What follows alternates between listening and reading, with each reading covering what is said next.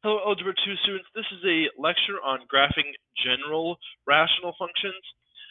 In the previous lecture, we talked about simple rational functions, and now we're going to be expanding that to graphing any rational function. Let's keep in mind what it means to be a rational function. A rational function is basically we take any polynomial, so something like a cubic, where it's like x to the third plus 2x squared minus 4, or something like that, and we divide it by maybe a quadratic. Or maybe we take a quadratic and divide it by a cubic, or a linear function and divide it by a cubic, something like that. The steps for how we're going to graph this is going to be kind of threefold. There's going to be 3 steps to it, with the third step being fairly complicated. The first thing that you're going to do is notice that whatever makes the numerator equal 0 are going to be the x-intercepts. So I'm going to expect you guys to find the x-intercepts. What you're going to do is you're going to set the numerator equal to 0 and solve it. Step 2 is going to be to set the denominator equal to 0. And whatever makes the denominator equal 0 is going to be your vertical asymptotes.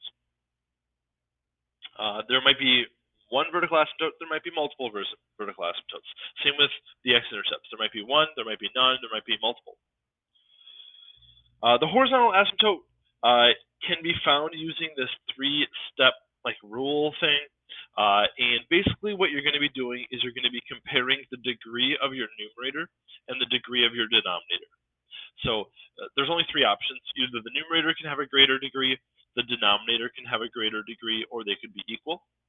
And there's going to be 3 different rules for each of those 3 scenarios. I just want to keep in mind that what degree means is it is the biggest exponent of that polynomial. So compare the biggest exponent of the numerator and the biggest exponent of the denominator.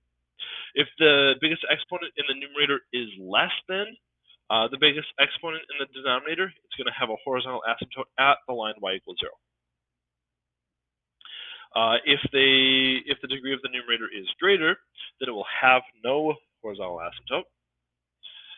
And if they are equal, what you're going to do is you're going to take the leading coefficient of the numerator and divide that by the leading coefficient of the denominator. So these are the 3 different scenarios when you compare the degrees of your numerator and denominator. Once you have all of this information, you have the x-intercepts, you have the vertical asymptote, and then you have information about the horizontal asymptote. You are then going to go ahead and use your calculator to find the rest of the points. And we've done this process multiple times here at this point in the year where we're graphing using your calculator. We go in, we type it in, and all that fun stuff. So, cool. Let's look at an example. So here we have a rational function. It's considered a polynomial, even though this is a constant divided by a quadratic. This is going to very much fit into our scenario. Step 1 is going to be to find the x-intercepts and then whatever makes the numerator equal 0. The numerator is just always going to be 6. So there is no x-intercept because there's no way to make this numerator anything other than 6. It's just always 6. So we're good with that. Whatever makes the denominator equal 0 is going to be our vertical asymptotes. And so set the denominator equal to 0 here, x squared plus 1 equals 0. When you solve this, you are going to get an imaginary answer, right? When you take the square root of a negative, you get an imaginary answer. This is actually going to be plus or minus I. And if you ever get imaginary anything, it's going to be none. Right? We set the denominator equal to 0, and we got some imaginary solutions. That's not going to show up in the real number system, like the real coordinate grid. So just like how there's no x-intercepts, there's also no vertical asymptote. Now we're going to compare the degree of the numerator and the degree of the denominator. The degree of the numerator here is 0. It doesn't have an exponent. And the degree of the denominator is 2. So the degree of the denominator is greater. So that would fit into this top category. The degree of the numerator is less than the degree of the denominator. So there is a horizontal asymptote, and it exists at the line y equals 0. Y equals 0 would be that line right there. That is our horizontal asymptote. And so once you have all of this information, the only other information you're going to need to provide would be the domain and the range, which you're going to do after you graph it. And then we also need to get the points from our calculator. So let's go ahead and do that.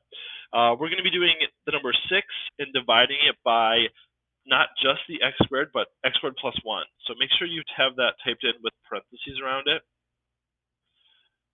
X squared plus 1. This is taking the number 6 and dividing it by everything here, x squared plus 1. When we graph it, we should see that it doesn't have a vertical asymptote, which this graph does not. We should also see that it has a horizontal asymptote at y equals 0, and that does seem consistent with the information that we provided over here. So now we just need to get some points from the table. And so it shouldn't be too hard.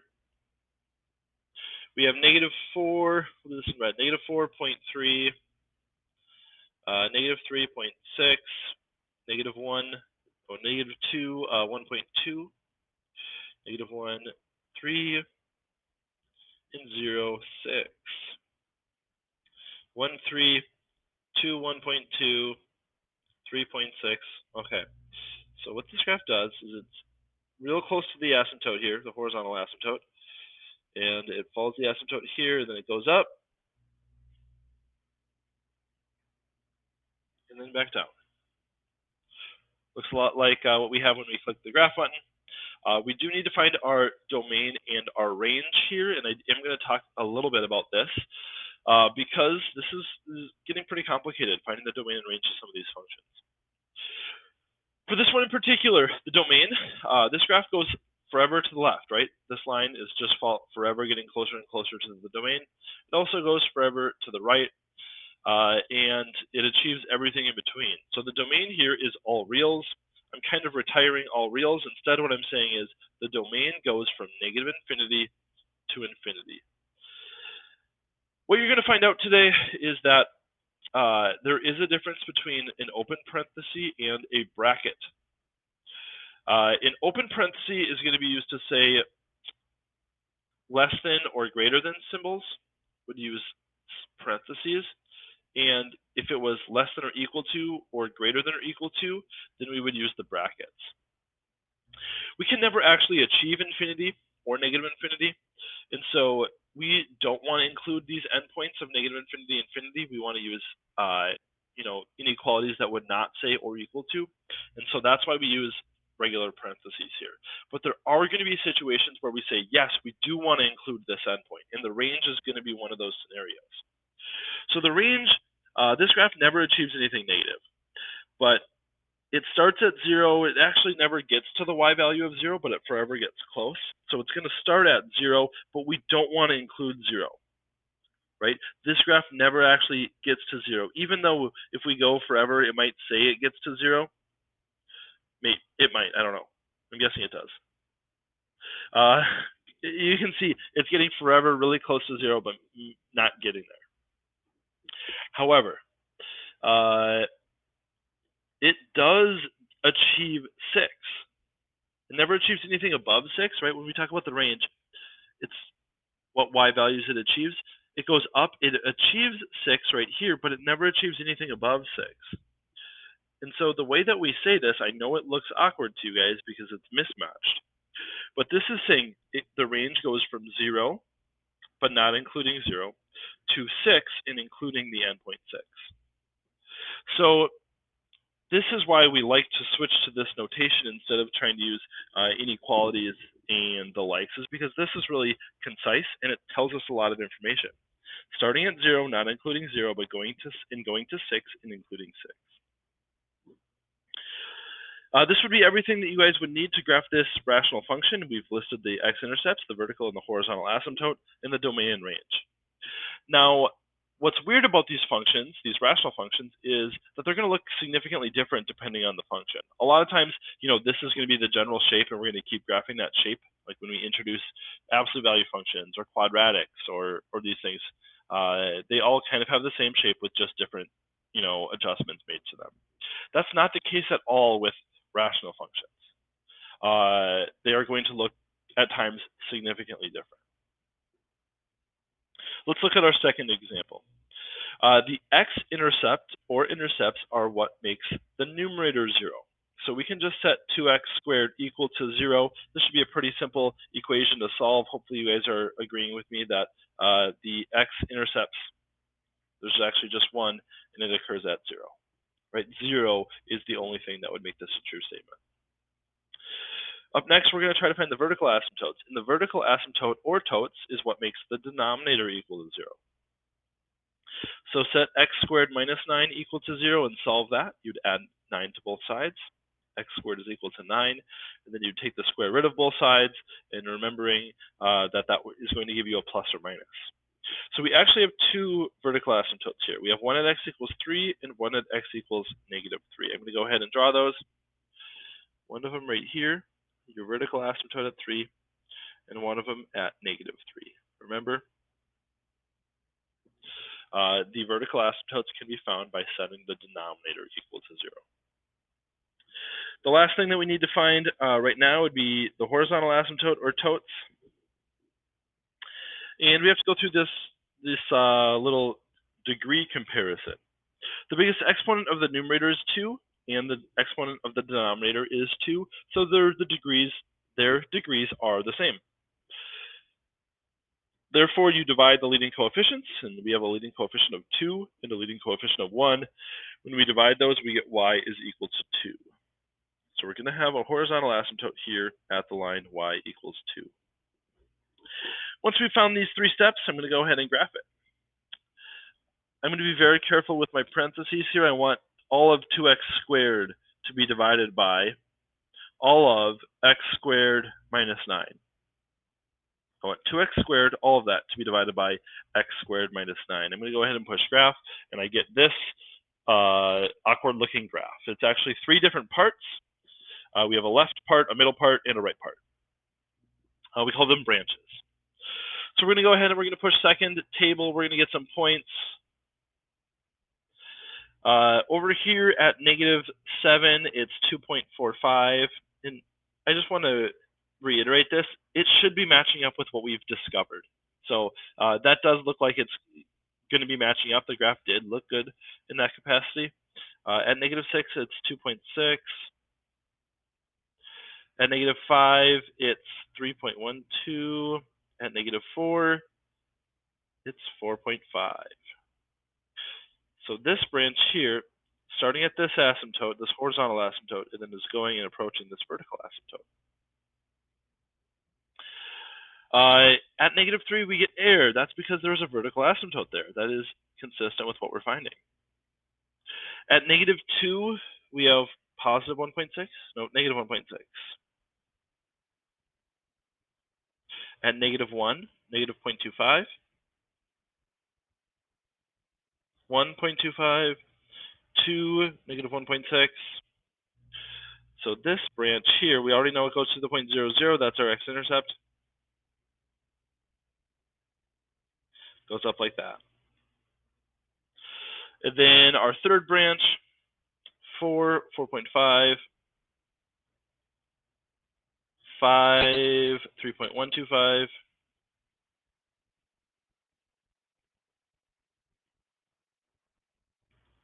We can see that this is doing the same thing as the graph over there, or the branch over here on the left. And there's our graph. Our domain, these are going to get kind of complicated. Remember, the domain is asking what x values does this graph ever achieve. It does go forever to the left, but it doesn't exist at negative 3. So it goes from negative infinity to, remember, we don't want to include negative 3 because negative 3 doesn't exist. So it's going to get a soft bracket. So that's following the domain from here to here it exists. It picks up again at the other side of negative 3 and goes to positive 3. So we use the U symbol, that means the union of, or you can say and. So negative infinity to negative 3 and negative 3 to 3, because that's the other spot where it doesn't exist, right? It exists everywhere between negative 3 and 3, but stops existing at 3. And then again, from 3 to infinity over here. It picks up again at this side of 3 and goes forever that direction. So that's our domain. It's kind of complicated. It basically is just all reals except for -3 and 3, but this is how we're going to state that mathematically. And then let's do the range. The range is also going to be moderately confusing. This graph does go down forever, so it's going to start existing at -infinity. Remember, we always use parentheses, not ever the bracket with that. So it goes from -infinity up until the y value that stops existing would be 0. But we can look at our graph, and we do know that it exists at 0. It achieves the y value of 0. So it goes from -infinity to 0 with a hard bracket, because it actually exists at 0. It's achieving that point. Nothing exists between 0 and 2, but then it picks back up right on the other side of 2. It never gets to 2, but it picks back up right on the other side of 2 and then goes up forever. And so that is how we would list the range for that function. I know this is a pretty confusing topic, but this would be the domain in the range for 2x squared over x squared minus 9. Let's do one more. I've kind of made a weird little graph here. Hopefully it makes sense for us. Step 1 is going to be to solve the numerator, figure out what makes the numerator 0.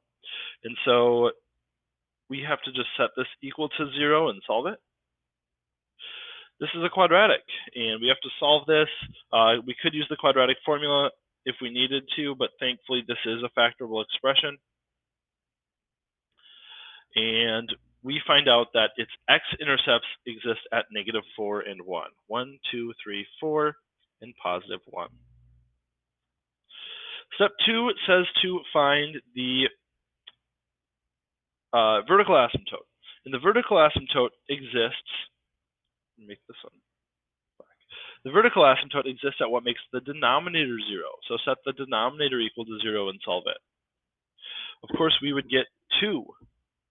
2 minus 2 would give us that 0. So we're going to have a vertical asymptote at the line x equals 2.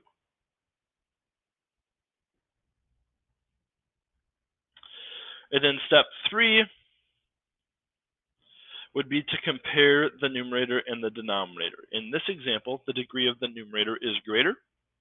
The degree of the numerator is greater than the degree of the denominator, so it has no horizontal asymptote.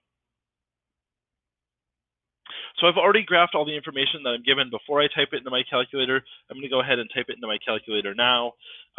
Remember, I want all of this statement, x squared plus 3x minus 4, to be divided by something. So I have to do x squared minus 3x minus 4, all in parentheses, and divide that by x minus 2, also in parentheses.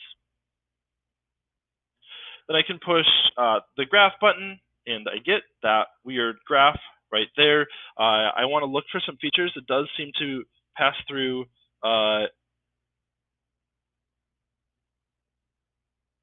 let's see here, x squared. I typed something in wrong. See, that's a great opportunity for catching a mistake here that I could have made on a test if I wasn't careful. This graph has x-intercepts at -1 and +4, but I said -4 and 1.